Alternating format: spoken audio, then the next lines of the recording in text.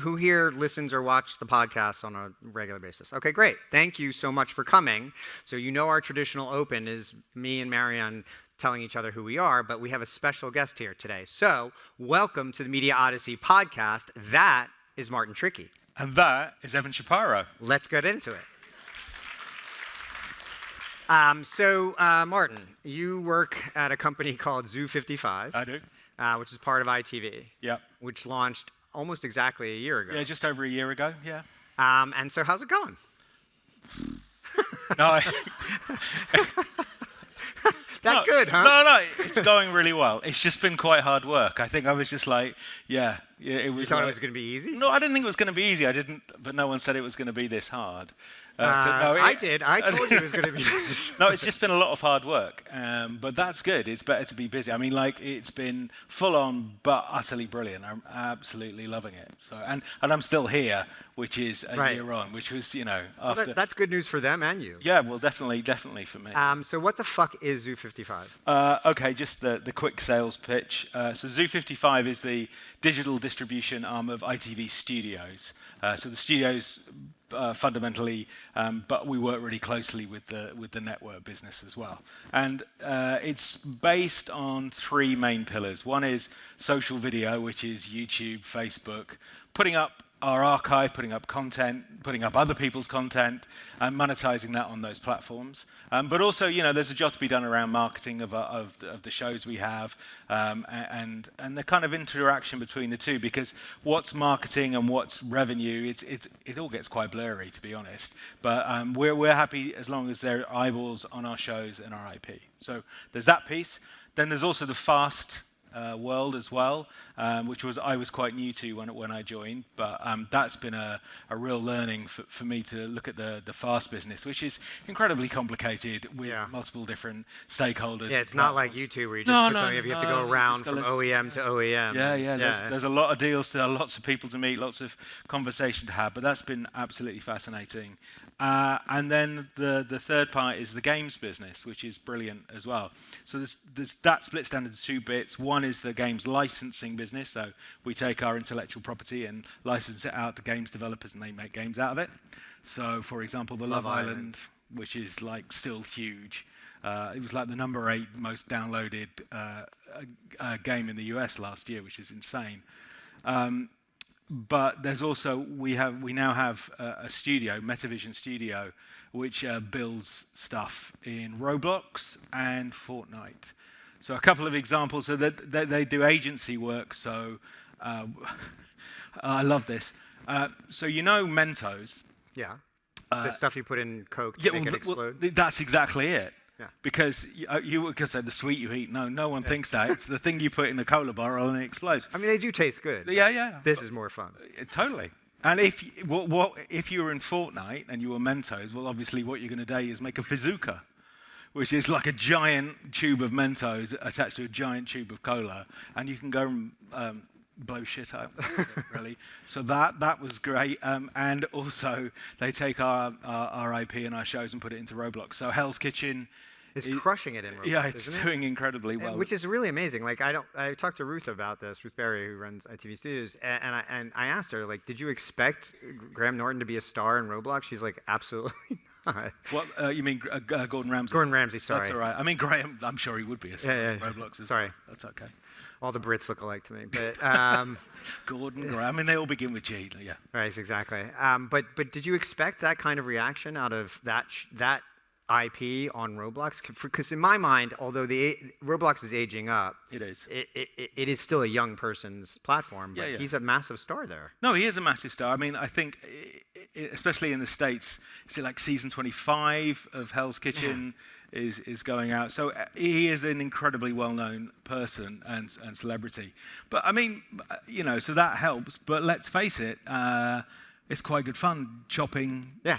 Dicing, cooking, frying, and then trying to beat the competition. It's a fun game fundamentally, and that's where it gets into it. So there's a lot I want to unpack there. I want to start with, and I don't want to spend too much time on Love Island because we're going to be on stage together or in Lisbon, Stream TV. We're going to be doing a case study around Love Island called The Digital Prime Time. right? Yep. So come to Lisbon Stream TV in April to see that case study. But I want to dig into something you said. I think the key word takeaway from the first sentence you spoke when you described Zoo 55 is the archive.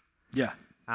There's been a lot made lately of a certain deal between two companies, YouTube and somebody who will go nameless, about producing original content for YouTube as opposed to putting up their archive. But what I am finding with other people that I work with, and I'd love to hear what you think, is there's so much to be made of the existing archive for new audiences who haven't seen the stuff. Is that what you're finding? Yeah, absolutely. I mean, there is a fantastic history of amazing television that's been made over the years, and don't you want the opportunity for everybody to be able to go and discover it?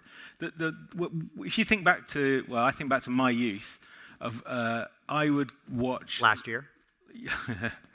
So, sometime in the late 70s. Oh my goodness. Yeah, I'd be, you'd watch BBC Two and you'd watch Laurel and Hardy or some great classic black and white films, but they're not shown anymore. And so you always felt there was an opportunity. If you didn't see it now, you'd be able to watch the great stuff from times gone by. But the pressure of ratings, commercial pressures, means that stuff doesn't necessarily rate anymore. And there are whole generations of people who are going, I don't even know it was there. And when they watch it, they go, this is fantastic. And it's not. We have a catalogue of amazing films that we put in totality on YouTube, but old episodes of great shows, and like Hell's Kitchen or River Monsters. And it's finding entirely new audiences, generations younger. Yeah, absolutely. I mean, it's a real dramatic difference between your television and app audience and your YouTube audience, right? No, totally. I mean, let's face it, everybody's watching content on YouTube. It doesn't really matter what the age is. The assumption that, so yes, there is a younger audience finding shows that they may never have seen. But also your older audiences are now starting to watch your content on YouTube too. Totally. So the biggest demo for Coronation Street, where you can watch full episodes day and date on the Coronation Street channel, is 65 plus on YouTube. Really? Yep. And I do believe you have analytics of what device they're watching on, right? Yeah, that's mostly on the TV. Mostly on. What percentage of like a Coronation Street do you think is watched on TV? You should still ask me. That's all right. I could have. But it's a sizable. Yeah, no, chunk. Definitely. Maybe even majority. Yeah, without a doubt. And so archive, rediscovering new audiences on the television. Would you say that makes YouTube TV? Well, what is TV? Because a television, I think, is forget the device. It's the lean back experience. Yeah, right? without a doubt. I mean, now, yes, when you look at what people are watching on our channels, they're watching television. Right, exactly. They came there for Coronation Street, which is a television show. Yeah. They're watching it on a television. Yeah. What are you finding? So I think crucially, another thing I want to unpack is there was a decision to take this enterprise, this operation, this effort out of the mothership of ITV and create its own thing. Yeah. And part of that was the focus, but part of that was the ability to kind of really become experts at audience building and community building. Yeah. What's the difference between building a community on social video and building an audience on television? It's a tough question, but like, you've done both. You have a very storied history in both now. What are you finding makes the biggest difference? Well, you have to work a lot harder, I think. It is a lot harder, right? Yeah, because if you put a show on, in 1985 on BBC One at 8 o'clock or ITV, you'd get even more at the same time. You'd get an audience. It didn't matter what it was. There was nothing else on. There was nothing else on. You had no choice. And now there is, not infinite choice, but it's mind-boggling. So to be able to cut through, to be the signal and not the noise, is incredibly difficult. And the way that you can do that is, well, first off, you've got to have great content, and then you have to do all of the things you can to make it stand out, be it a thumbnail or a title or the metadata that sits behind it. You have to make it discoverable, because if you don't do that, I mean, come on, those are the basics. It's just to kind of do everything you can to make it as discoverable as possible. But then on top of that, the content has to do the work, and you have to engage with the super fans, with the the influencers, with mavens. That was a word from back in the Yeah, day, wasn't it? that was the last decade. Yeah. Yeah, sorry. I said I'm old. That's okay. But all of the people who who are out there. And so what do you find is working from Discovery? Because you're right. Discovering something. The average streaming audience member on streamers, on apps, on TV are now, at least in the U.S., taking 20 minutes to find a piece of content. Yeah. And then you add the YouTube to it, which is literally every human on Earth has a channel and is watching. What is working? I know that it's 1,000 little things like A/B testing thumbnails and all that other kind of fonts and all that stuff. Yeah. But do you find, is there a larger theme building around how to build communities? So I think the font's probably quite low down. But if I take the example of a show that we have and a channel we have, River Monsters, right? Which I think daughter's favorite show of all time. Thank you. I shall pass. Does everybody here know River Monsters? It's about monsters that live in the river. Yeah. You get it now? Okay. Yeah, it's good. But it's a great show. Yeah, and why? I mean, one, it's a great show because it has a great host that people can engage with, right? Two, it's got really exciting moments in it. They're really snake catches a big kind of fish, and that's fantastic. But I think the key thing then is it's about fishing. Now, if I give you that example, so my godson, he's mad keen for fishing, and when he found out that River Monsters was one of the shows that you'd be working on, he was like, "Oh my God, that's so cool," because he loves fishing, and I was like, it's because within a community of people who love fishing, and fishing is huge, isn't it? I mean, it's one of the biggest recreational pastimes in the world. So people are already a community around that, and they pass that content around. So if you take the most popular video on River Monsters, that full episode, which has this giant turtle in it, and it's had hundreds of millions of views, right?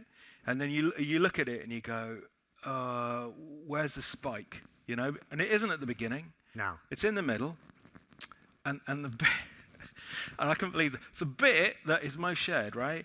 And I wonder what it's going to be. It's going to be like, it was a guy tying a knot onto a hook. Because everybody goes to it to how to tie that knot. Yeah, that makes so every time I have to tie a Windsor knot, I go on YouTube. But there are two really amazing points there, which is, one, in the old school days of push television, you put it on television, and if it didn't pop on night 1 or week 2, that was the end of it, right? It was a failure, you move on. This is this concept, like you can put something up and months later, suddenly something catches fire, right? And that was kind of the experience. And by the way, how old was this episode? I mean, I don't know. It's got to be 15, 20 years old. And when did you put it up? In the last year? Oh, yeah, in the last year. And it has hundreds of millions of views. Yeah. And so the idea that you can unlock new audience and new revenues absolutely, from content that's basically sitting, gathering dust on a shelf, that's one of the hugest takeaways. And you think about the public broadcasters in this market alone and how much content is just sitting on a shelf in that basement from Raiders of the Lost Ark, and how much value could be unlocked if they decided to all lean into it the way that you guys are. Well, I mean, the value's massive, but it's more complicated in as much as because of the unique way that TV is made in the UK, the rights for those shows may well sit with the producers who did it in the first place. Rights is a big problem, yeah. Well, it's also a problem, but it's also an opportunity for people. If they've got the rights to the shows and nobody's selling it because nobody's acquiring it or it's not getting recommissioned, then it's a whole new opportunity to get those fantastic shows that you sweated hours on getting commissioned and then producing and then putting out there, and then it gets shown once on a channel that's way down the EPG, and you go, well, that's but that was a waste of my time. There's an opportunity to bring it back to life, without a doubt. But also that within that archive, if you are sitting on big, not all archive content is equal. Some things haven't aged well. Our president for some things haven't aged well, and So in your archive, there is content that you would not resurface because it does not fit the context of the time. Yeah, no, without a doubt. I mean, it's because you actually look at it and you go, God, that's offensive. It's not like, maybe I need to put a little disclaimer at the top to go, maybe this was made at a time when it was acceptable to do these things. You're looking at it going, Jesus Christ. but equally, and I'm not going to name names, but people can come up to me, ask me, and guess, there is some content that, when you look at our content ID, i.e. the bits that people are uploading and other people are watching and then we're taking down, is some of that content as well. So there is actually a demand for the stuff but it should just stay in the archive. Yeah, for everyone. Yeah. But so let's get to monetization, because that was another part that I wanted to unpack there.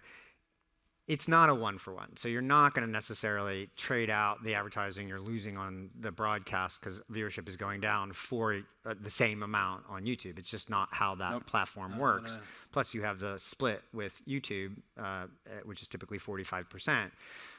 But there are economics there, and it feels like you're discovering what those are on a regular basis. So you are you're in the partner sales program. Yeah. So you guys sell your own inventory. We do. As opposed to exclusively allowing YouTube to do that. So when did you get into the partners program? How did that work? How did that process go for you? And what's happened on the other side of that? So, because I think sorry. No. I think most people still do not. And I've said this directly to you, to YouTube. I don't think they explain the partners program all that well. Yeah. And so I would love to hear it from a partner who went through this process. So when you put a video on YouTube and you're in a position to be able to monetize it, because let's face it, when you start off and you're just on your own, but you don't make any money out of it at all. If you get to a certain scale and you can monetize, that's great, but Google are doing all of the sales for you, and they're filling in that inventory. And every view you've got the opportunity to put in ads.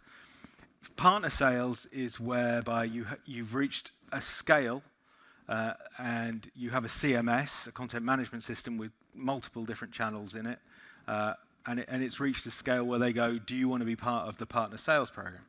But in order to do that, you need a sales team. And that's like, for most people, that's a difficult thing to do. You're trying to sell your program. You don't want to actually sell the advertising around it as well. Fortunately, because ITV Studios works hand in glove with ITV Media and Entertainment, the network business, they have a sales team. For now, anyway. No comment. They have been selling advertising since year dot.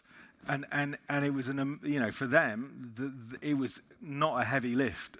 I think, there was some learning to do. And to package the two together, to do a brilliant job, because also for the brands out there, the advertisers, they're going, well, so we can be on ITV1, we can be around the Six Nations, we can be around the World Cup, we can be around Coronation Street, we can be around I'm a Celebrity, but also we can be on YouTube as well. And it was like, well, that's just a win-win. So, and what happens there is that they sell that, and they have to sell it for more money than Google were going to do it. And Google still take their share, because Google always take their share. And you got to pay the toll to get across the bridge. Yeah, exactly. But they've done a brilliant job from a standing start to making significant revenues. And the great thing, I think, is that there are a few places around that can do that, but you do need a fair amount of scale, so we're sort of fortunate to be able to do that. So today, and there are a couple of different reasons why you can sell it for a higher premium than YouTube can. The number one reason is they're not selling your channel, they're selling audience. Yeah. So YouTube sells across a total aggregated audience across their entire field, and there are things you can stay away from certain channels and be on certain channels, but they can't say, hey, you want to buy ITV's channels? Because they're not allowed to do that. So you can say, well, you can be on Coronation Street's channel or the River Monsters channel, and you can charge a higher premium as you would anyway. And or you can bundle them together. There's lots of different ways. And bundle it with ITV proper too, the ITVX and the channel as well. So it's been good for you guys, yeah. Yeah, no, it's been a good business. But do you imagine? But it's primarily still programmatic. Mm-hmm. Correct. Do you feel like there's a time where you'll get more into a brand direct? Without a doubt, I think 2026 will be the year that we're starting to look at that much more closely, because the opportunity there to be able to create Well, to do a number of things. It's either to get brands across existing archive, which has great value, has great nostalgia, and you can give a specific audience going, this reaches this audience in this location, do you want to be a part of it? That's great. But then also to kind of go, do you want to own the content? Do you want to be part of making this with us? Because we have a wonderful track record of making great shows, and we can do that with you. And then we can put it onto our network of social video channels, not just YouTube and Facebook where you can monetize, but the whole suite. Because for them, it's not just, then obviously if they're a brand, they don't really care about the other advertisers. What they care about is eyeballs. And if we can provide that reach out there, then I think it's a really great opportunity. So the more that we can do that in the future, the better. And to a certain extent, there's numerous opportunities there. First of all, if you're putting a brand into a program, like you're hardwiring it into the show itself. Sorry, YouTube. YouTube doesn't get any of that money. No. To a certain extent. Yeah. Well, but they've got the dynamic brand insertion could be coming So soon. that I understand is probably going to launch this year. Yeah. So right now, if you did a dynamic brand, if you did a brand spot, it's hardwired onto that show. And if that deal runs out and you want to put a new sponsor into that same show, you have to take down the show, lose all that traffic, and then re-upload it. What's going to happen, I believe, in the second half of this year is those spots are now going to be dynamically insertable. So creators who do branded spots with people in videos, they'll be able to upload a brand new branded spot without having to take down the whole video. And again, they keep a larger share of that revenue. So that's going to be a seminal moment in YouTube ad sales, I think. But I think the more exciting part is for brands to be part of the story, and rather going, this is brought to you by, which is like on the nose and kind of words. But you want to, in the conversations that you're having, there's not a sense of like you want massive product placement. He wants to be a part of it, but it's all about aligning brand values. And well, the Mentos Coca-Cola example you gave is a really good one, and there are things that are just endemic to the content that you're making. Yeah. All right. So, what do you think if you had to project out a year for Zoo 55? So year 2 on your second birthday. Yeah. Are there any big wins you are hoping to have between now and then? I think, the partner sales bit is really interesting, but obviously a big part of our audience is in the States because we're a global play. So content works in English language. Crucially, Love Island, I don't know if you know this, Love Island was the most streamed season of television last year. Yeah. Which is super impressive when you think it was on Peacock and no one has Peacock. I've actually had it tattooed on the But I mean, it has half the install base of any other streamer in the U.S. and it still was the most streamed show.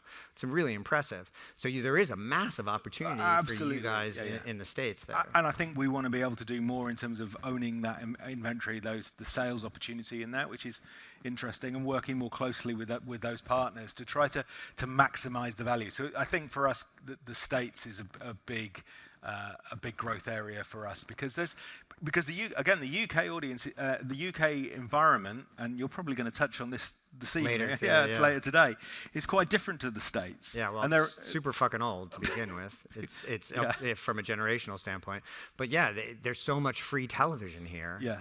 That it's a completely different ecosystem. Totally. So we need to learn how that works in the States, and we obviously we have a good run at making great shows there, but we need to work with Fox and NBC and all of those partners to work out how we can do a better job for everybody. How do you? Okay, so let's take off your Zoo 55 hat for a second, and then put on your student of the industry hat, right? Because we've known each other about the big pointy one with the D on the dunce. Yeah. No, you're. I think I consider you a learned person in the art of television. You used to work for Disco Bros. Now you work for ITV. Take a snapshot of where the UK TV ecosystem is. I wrote a piece this week which was basically a diagnosis, which was not so great. Yeah. What were your thoughts on that piece? So I basically said, this is the year to change, or you will get left in the dustbin of history. What did you think of that? What did you think of that take? And you don't have to compliment me, because Marion always comes at me hard on these podcasts. So. I think it's it was quite depressing from a being inside the industry point of view, but there's still an opportunity to change. I think the direction of travel is pretty obvious, as you know, all of your lovely, you know, charts show that the rise of the streamers, but also crucially the rise of YouTube, TikTok, etc. They're taking up everybody's attention, and for the broadcast industry to remain relevant, it has to continue to create great content, which it does brilliantly well, but also look at the models by which it distributes it and monetizes it. And I suspect it's going to be it's going to be a mixed bag of things that plays out in the end, because you've got to lay a number of different bets. But if you put all of your eggs into one basket, that isn't going to work. The monopolies that free-to-air broadcasters had, you know, in the 60s and 70s and 80s is gone.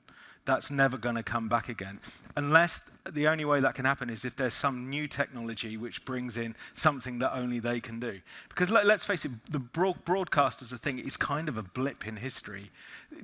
Peer-to-peer and social is the way that people have communicated and told stories since cave painting. Yeah, broadcast was a moment in time. Broadcast was a moment in time, and I think that's kind of that moment is gone, and we're back to kind of people telling stories to each other in whichever way they can. And if you have stories you want to tell and you want to make a living out of doing that, then you have to find the right medium in which to do it. And that might mean that you tell the stories and you make it for a certain amount of money that is only in certain categories, but be cognizant of that fact, and then make the content that will fit into your business model, I suppose. And if you're in the pure broadcast model, then I think that, well, I mean, ITV PLC has done that. They went, we've got these amazingly successful linear channels, but we've also got an OTT streamer, and then we're going to go into YouTube. So, like, we run all the channels for the network side of things as well. So they've gone that, and it's been incremental audience. It's really worked. Embrace it,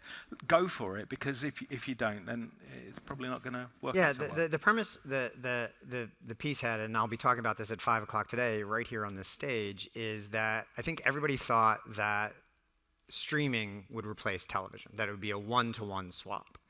And 55% of the British population are millennials and younger. They did not grow up with the same broadcast habits of their parents and their grandparents. And for them, the time that we grew up with spending on television has been replaced by a combination of streaming and social video. It is not just streaming. In fact, they watch less streaming than the older generations. And so this idea that you can get 100% of the audience that you used to get on streaming is not true. No. Or television. It's not true. You need to also get into social video. So with the minute or so we have left, so you do this for ITV, but you're white labeling your services now for other partners too as well. Yeah, no, absolutely. As I said, we've created a load of channels. You could go back through the archive and then just create channels out of the stuff that you've got, but as I mentioned, it's not. There's some stuff that just isn't as good. People don't have the rights to. So within the channels, we've got like history and true crime and documentary. We're actively out there going, can we work with partners who've got shows with catalogs that we can bring in? So production companies and other studios who may not have a digital arm. And it's the scale. And then you also go, we can work and we can do the ad sales on the top of it. So we like adding value as well. So, I think for us to be able to continue to grow, we need to be able to get more great content and sort of build strategic partnerships. It's not just a kind of like, it's not white labeling exactly. It's just going, look, we've got this output, we've got these channels, we want your shows, as if we were running, an old school linear channel. It's the same thing. We want great content. It's a pretty similar operation. It's a different set of mechanics, but the concept is very similar. No, there's some similarities. So, I mean, yesterday we saw Tony on stage here from Goalhanger. He used to work at ITV, founded this really immensely popular podcasting company that's crushing it all over the world. You come from traditional television, and now you're in the digital world. What do you think the key to evolving your mind? I mean, because you're not we're not young people, but we still manage to somehow keep up. What is your secret to continuing to be relevant and ahead of that curve? To be fair, I only ever made one TV show, maybe two. So I mostly spent my time bashing I've worked within broadcasters my whole time and just been bashing my head against the wall. And then I decided to stop doing that. So I think if you want to carry on thinking and learning, stopping hurting yourself is quite good. Choose your right arguments. Exactly. Pick your battles. But I mean, it's really nice to see a company like ITV or an organization like ITV decide to really get out ahead of the curve. It's so exciting. And you're enjoying it there. Yeah, love it. And you're going to join us on stage in Lisbon to do the digital primetime Love Island case study, yeah? Looking forward to it. We'll see you in Lisbon in April. Much. Thank you all for tuning in. Thank you for being here. This is the Media Odyssey Podcast. We'll see you next time. Thanks so much.